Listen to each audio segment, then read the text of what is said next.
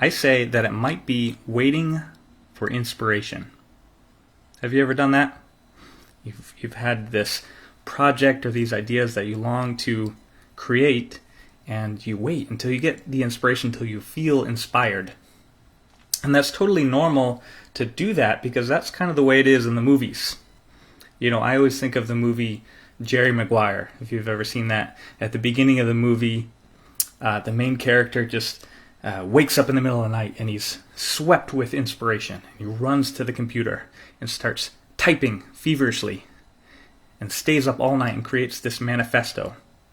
And he even says something like, nights like this don't come around very often, and when they do, you gotta seize them. And it's easy to buy into that notion that we're just waiting for these waves of inspiration to just sweep us up and just deliver what we want to create, to take us over.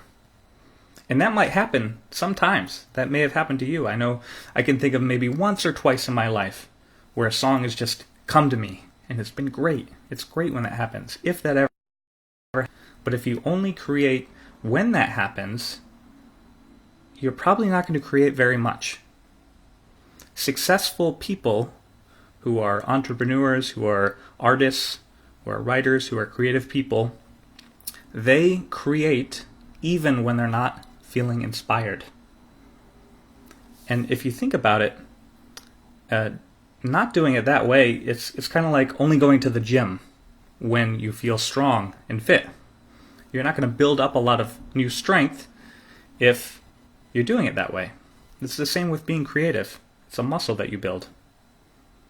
And beyond that, I have a sense that we're all pretty busy people.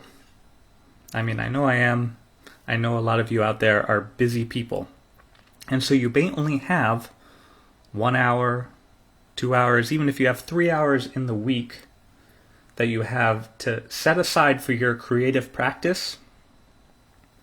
What are the odds that inspiration is going to strike at those precise, convenient moments that you've set aside?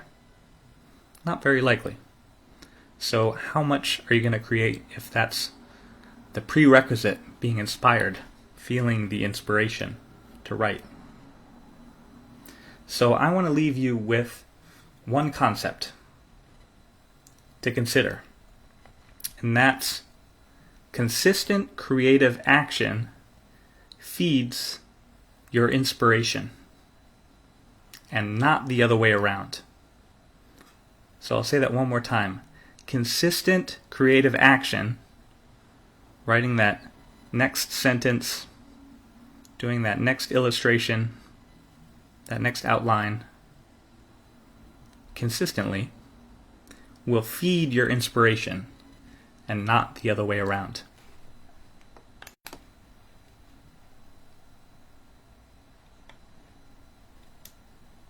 Hey Heron, hey Brian, hey Remy, thanks for joining this.